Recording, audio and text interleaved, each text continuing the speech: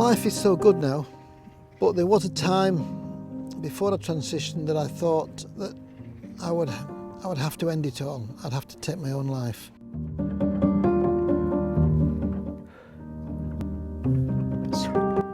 A hell of an emotional roller coaster for me. Having lived as male for 66 years, basically, and fought against it all the time.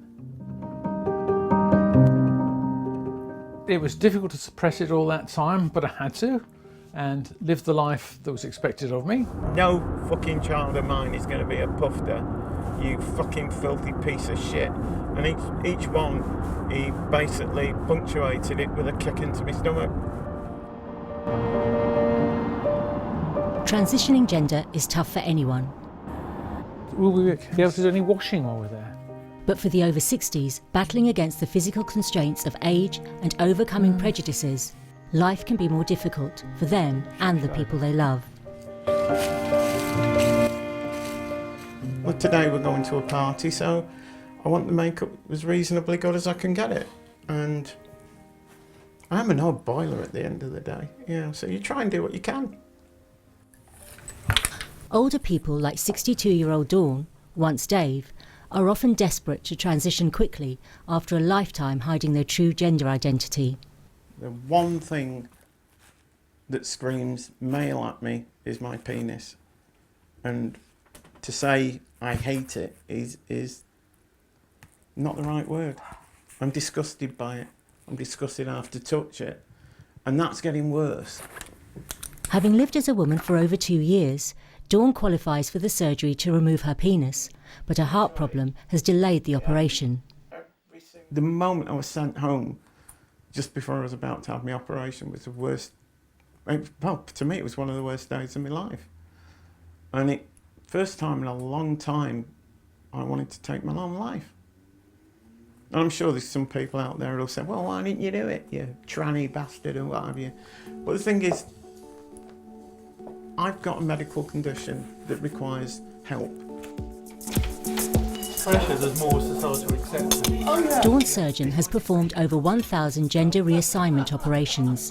The difficulty is that some of the older patients have other conditions which they've picked up along the way. You're far more likely to find a patient who, in their 60s with diabetes or a significant heart problem or a significant chest problem than you are if you're operating on somebody in their 20s. But he believes that the surgery, which costs around £11,000, is money well spent. In terms of cost effectiveness, this is possibly the best operation that the NHS does. In a 30-year-old, you're getting 55 very significantly improved years of quality. But even in a 70-year-old, you've got 15 years of significantly improved quality of life. The oldest patient I've ever operated on, and she wanted a full vagina, which we did argue, but she insisted, was 85. Talk to her nicely, say, good procedure. Start your... Two people who know how good life can be after transition are Terena and ex-farmer Anna, who met at a party in 2010. Although happy, they have both suffered financially from transitioning at an age when they were nearing retirement. Anna was bullied at work. I did suffer in one way in that I lost half my pension because it was I retired 10 years early. And that was, I'm living with that to this day. And I would rather they could be honest instead of bitching behind my back. Terena was forced to sell her successful motor business after the Sun newspaper ran a story on her. The headline, which was, well, I can laugh about it now, but I couldn't laugh about it at the time, was mechanics lose his nuts and customers bolt. And the sub-headline was sex swap Terry scares them off. The customers just sort of melted into the distance and went elsewhere. I decided to sell the business and I sold it for a pittance. As a consequence now I'm living on a pension with nothing behind me. A few small investments still, but nothing worth anything at all. Not a lot. Transitioning brings a high risk of being cut off from family. Almost half of British trans people with children have no contact with them. Around about 4 or 5 years ago, I found out through a friend that my dad had decided that his life wanted to be led as a transgender person. And at the time, I didn't know what transgender was. You know, I'm not going to lie to you, mate, it destroyed me. But I just felt like you completely lied to me. Yeah. No, I understand. It's an entertainment. In case it is cold and wet and we don't feel like doing it. Most long-standing relationships don't survive one partner transitioning, but Barbara and Jane's 28-year marriage did. Barbara first discovered her then-husband's feelings 20 years ago when she was packing for a holiday.